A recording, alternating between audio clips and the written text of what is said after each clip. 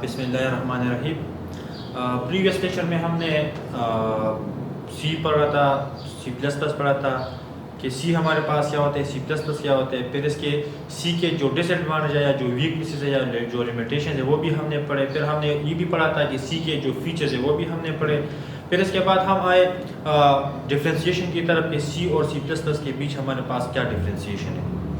आज का हमारा जो टॉपिक है इसको हम कहते हैं बेसिक एलिमेंट्स ऑफ सी या C plus plus program. C program होता है या सी प्लस प्लस, इसके बेसिक एलिमेंट्स क्या है जिसको हम कहते हैं स्ट्रक्चर ऑफ सी प्रोग्रामिंग या सी प्लस प्लस प्रोग्रामिंग। तो सबसे पहले हम डिस्कस करते हैं कि प्रोग्राम हमारे पास प्रोग्रामिंग क्या होता है। ये ऑलरेडी हमने पहले लेक्चर में भी डिस्कस किया है, लेकिन यहाँ पे हम एक जनरल ओवरव्यू देते हैं कि प्रोग्रामिंग बेसिकली हमारे पास क्या होता है, एक स्पेसिफिक कोड होता है, इंस्ट्रक्शंस होता है जिसके थ्रू हमने क्या करना है, वो काम या जो वर्क है या जो टास्क है वो हमने परफॉर्म करना है। तो आपने लैंग्वेज के थ्रू करना है, तो इसी लैंग्वेज के थ्रू इसी इंस्ट्रक्शंस को हम फिर क्या कहते हैं, प्रोग्रामिंग कहते हैं। फिर हमारे पास है व्हाट इज स्टेटमेंट। तो statement is a command given to the computer that are instruct the computer. First के लिए हमारे पास एक स्टेटमेंट है कि मैं लिखता हूं कि cout what is C plus plus. तो ये हमारे पास क्या हो गया, एक स्टेटमेंट हो गया। इसी को हम क्या कहते हैं, जब हमारे पास मल्टीपल स्टेटमेंट्स आए इसको हम क्या कहते हैं, प्रोग्राम कहते हैं। ठीक है, तो हमारे पास एक सिंपल सा स्टेटमेंट है। ठीक है, जो हमारे पास क्या होते हैं, a computer program is made of the series of a statement. इस तरह हमारे पास मल्टीपल स्टेटमेंट्स होंगे, जब मल्टीपल स्टेटमेंट्स कंबाइन हो इससे हमारे पास क्या बन जाते हैं, स्टेटमेंट बन जाता है। फिर हमारे पास है व्हाट आर इंस्ट्रक्शंस। के इंस्ट्रक्शन क्या होता है, एक हमारे पास है एक प्रोग्राम, दूसरा हमारे पास था स्टेटमेंट, अभी हमारे पास है इंस्ट्रक्शंस। इंस्ट्रक्शन ये कि आपने instruction is an order given to a computer processor by computer program. आपने प्रोग्राम के थ्रू, स्टेटमेंट के थ्रू आपने वो इंस्ट्रक्शन डिफाइन करना है, प्रोसेसर को आपने इंस्ट्रक्शन के थ्रू समझाना है। इसी को हम क्या कहते हैं, इंस्ट्रक्शंस कहते हैं। तो ये हमारे पास कुछ बेसिक एलिमेंट्स है जो प्रोग्रामिंग जो भी प्रोग्राम आपने सीखना है या आपने इसमें काम करना, तो आपने इन चीजों का कंसेप्ट क्लियर करना है कि हमारे पास प्रोग्राम क्या होता है, स्टेटमेंट क्या होता है और इंस्ट्रक्शंस क्या होता है। फिर हमारे पास है व्हाट इज सॉफ्टवेयर। सॉफ्टवेयर का ही मतलब है कि हमारे पास सेट ऑफ प्रोग्राम्स होते हैं या सेट ऑफ इंस्ट्रक्शंस होते हैं, कि हमारे पास मल्टीपल प्रोग्राम या मल्टीपल इंस्ट्रक्शंस या मल्टीपल स्टेटमेंट्स कंबाइन हो, इससे हमारे पास क्या बन जाते हैं, सॉफ्टवेयर बन जाते हैं। जिस तरह हम कहते हैं कि एडोब फोटोशॉप या और भी हमारे पास मल्टीपल सॉफ्टवेयर्स होते हैं। तो ये सॉफ्टवेयर इस तरह नहीं है कि हम वो डायरेक्ट हम इसको सॉफ्टवेयर, इस सॉफ्टवेयर के अंदर आपने जो काम या जो फंक्शन आप या जो टास्क आपने परफॉर्म करने, इसके बैक साइड पे हमारे पास क्या रन होगा, इंस्ट्रक्शन रन होगा। और इसी इंस्ट्रक्शन को हम फिर क्या कहते हैं, स्टेटमेंट कहते हैं, प्रोग्राम्स कहते हैं। हमारे पास वो प्रोग्राम का क्या मतलब है कि वो हमारे पास सेट ऑफ स्टेटमेंट्स है। स्टेटमेंट क्या होते हैं, सेट ऑफ इंस्ट्रक्शंस होता है। फिर हार्डवेयर, ये तो हार्डवेयर हमारे पास क्या होते हैं, फिजिकल कंप्यूटर। जिस तरह हमारे पास प्रोसेसर होते हैं, प्रोसेसर को आपने सॉफ्टवेयर के थ्रू समझाना है। ठीक है, या सिस्टम के ऊपर आपने जो काम भी करना है तो हार्डवेयर को आपने समझाना, तो आपने इंस्ट्रक्शन के थ्रू या प्रोग्राम के थ्रू समझाना है। फिर हम आते हैं इंटरप्रेटर की तरफ के इंटरप्रेटर क्या होता है। तो ये बेसिकली हमारे पास ट्रांसलेटर्स है। ट्रांसलेटर का क्या मतलब है कि ह्यूमन लैंग्वेज को आपने मशीन लैंग्वेज में कन्वर्ट करना, तो इसके लिए हम क्या लगाते हैं, इंटरप्रेटर। फर्स्ट कर लिए हमारे पास है आपका प्लेन लैंग्वेज है और ये हमारे पास है मशीन। तो आप डायरेक्टली ये लैंग्वेज इसको नहीं समझा, आपने इसको पहले ट्रांसलेट करना है थ्रू द इंटरप्रेटर। ये हमारे पास एक ट्रांसलेटर है, दूसरा हमारे पास है कंपाइलर। इंटरप्रेटर हमारे पास क्या करता है कि वो लाइन बाय लाइन क्या करता है, कोड को या प्रोग्राम को या टेक्स्ट को या जो आपका जो लैंग्वेज है वो मशीन लैंग्वेज में कन्वर्ट करता है लाइन बाय लाइन। इसको हम कहते हैं इंटरप्रेटर कहते हैं। ठीक है, तो ये हम क्या करते हैं कि एक प्रोग्राम को हमने बाइनरी कोड का क्या मतलब है, machine language, low level language में कन्वर्ट करना थ्रू द इंटरप्रेटर। ही हमारे पास एक ट्रांसलेटर का एक टाइप है। फिर हमारे पास है असेंबलर। असेंबलर क्या करता है, assembler हमारे पास हो is a system software which is used to convert the assembly language instruction into binary। हमारे पास हमने बात की, हमारे पास जो लो लेवल लैंग्वेज है असेंबली, हमारे पास क्या होती है, असेंबली एक ऐसा लैंग्वेज जिसमें हम सारा कुछ सिंबल के थ्रू कर दे। तो आपने ये सिंबल को मशीन लैंग्वेज में कन्वर्ट करना, तो इसके लिए आपने क्या यूज करना है, असेंबलर को आपने यूज करना है। ठीक है, तो ये हमारे पास दूसरा है। तीसरे नंबर पे हमारे पास है कंपाइलर। कंपाइलर क्या करता है कि वो इस तरह नहीं है कि आपने एक एक लाइन को करना है, आपने पूरा प्रोग्राम या पूरी इंस्ट्रक्शन आपने लिखी और पूरी की पूरी प्रोग्राम को आपने क्या करना है, मशीन लैंग्वेज में कन्वर्ट करना एज अ होल। कन्वर्जन को मतलब ह्यूमन लैंग्वेज या जो भी आपके पास है वो आपने मशीन को समझाना है, तो आपने सारा कुछ लिखना है ब्लॉक की शक्ल में, और वही ब्लॉक हमारे पास फिर क्या होगा, कन्वर्ट होगा मशीन लैंग्वेज में।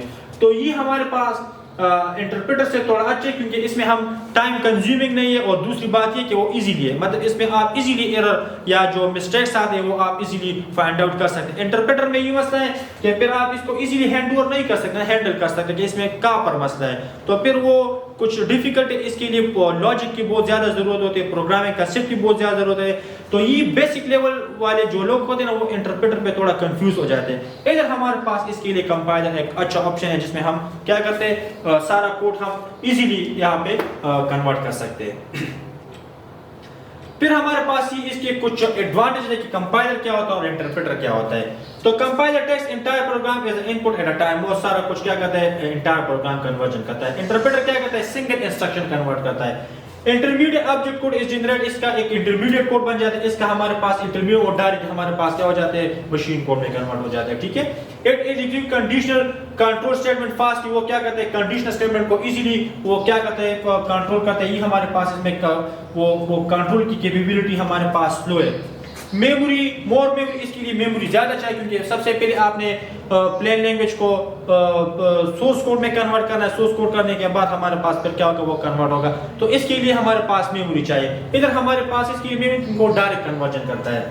Programme need not to be compiled every time, आपने बार बार यहाँ पे आपने प्रोग्राम को कंपाइल नहीं करना, बार बार आपने चेक नहीं करना, बस आपने एक टाइम पे चेक करना है। इधर आप बार बार क्या करेंगे, प्रोग्राम को चेक करेंगे। एक डिस्प्ले आफ्टर एंटायर प्रोग्राम, आपने सारे इंस्ट्रक्शन लिखे, आपने चेक तो आपके पास सारे जो एरर्स होते हैं वो हमारे पास यहाँ पे मार्क होंगे। इधर हमारे पास वो चीज नहीं है कि आपने बार बार इसको, मतलब हम इसको कहते हैं, यहाँ पे हमारे पास इसका एग्जांपल है C++, इधर हमारे पास है बेसिक प्रोग्राम, इसमें हम चेक करते हैं। फिर हमारे पास ये कीवर्ड्स होते हैं, कुछ रिजर्व वर्ड्स इसको हम भी कहते हैं, ठीक है। तो कीवर्ड्स बेसिकली क्या होता है कि वो हमारे पास एक स्पेसिफिक फंक्शन के लिए, एक स्पेसिफिक चीज के लिए हम प्रोग्रामिंग में वो यूज करते हैं वो वर्ड, इसको हम क्या कहते हैं, कीवर्ड कहते हैं या रिजर्व वर्ड। फिर आप कोई दूसरे अपने टास्क के लिए आप यूज नहीं कर सकते, वो चीज जिसके लिए मतलब वो किसी खास फंक्शन के लिए हम यूज करते हैं, किसी खास मकसद के लिए हम यूज करते हैं, इसको हम फिर क्या कहते हैं, कीवर्ड्स कहते हैं या रिजर्व वर्ड्स कहते हैं। इसको आप दूसरी पर्पस के लिए यूज नहीं करते, जैसे हम कहते हैं कि मैं अपने नाम के लिए यूज कर रहा हूं तो हम यूज नहीं कर सकते। तो इसके कुछ एग्जांपल्स है हमारे पास, R2 है, break, case, character, constant, continue, default, do, double, else, enum वगैरह, ये सारे हमारे पास क्या है, कुछ कीवर्ड्स होते हैं, कुछ रिजर्व वर्ड्स होते हैं कि जो हमने स्पेसिफिक पर्पस के लिए यूज करना, इसको हम किसी और चीज के लिए हम यूज नहीं कर सकते। जैसे कि C++ use supports more than 64 keywords, C++ में हमारे पास कितनी टोटल 64 से ज्यादा कीवर्ड्स है जो हम एक खास मकसद के लिए यूज करते हैं। Every keyword exists in a lowercase letter like auto break, हमारे पास कीवर्ड्स हमेशा हमारे पास क्या होते हैं, लोअर केसेस में होते हैं। लोअर केस का क्या मतलब है कि इसका पहला कैरेक्टर क्या होगा, स्मॉल केस में होगा, इसको हम क्या कहते हैं, लोअर ऑर्डर या लोअर केस इसको हम कहते हैं।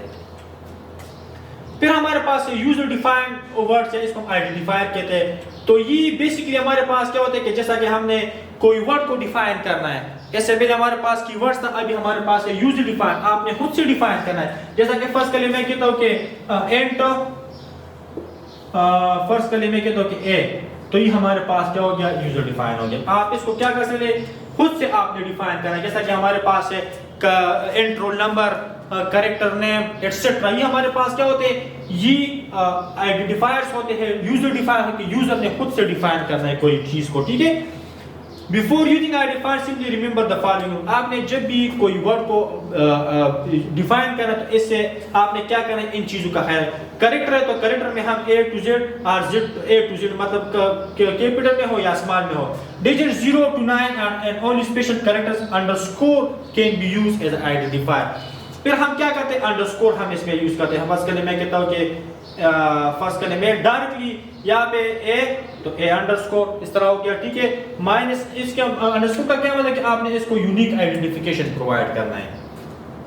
यूनिक वर्ड्स क्या होते हैं? You identifier must be unique in a program. ये स्टूडेंट रोल नंबर, ये हमारे पास एक यूनिक आइडेंटिटी किस चीज का? स्टूडेंट रोल नंबर का, ठीक है। तो ये हमारे पास यूनिक हो गया। केस सेंसिटिव का क्या मतलब है कि user have the freedom to use both upper and lower case.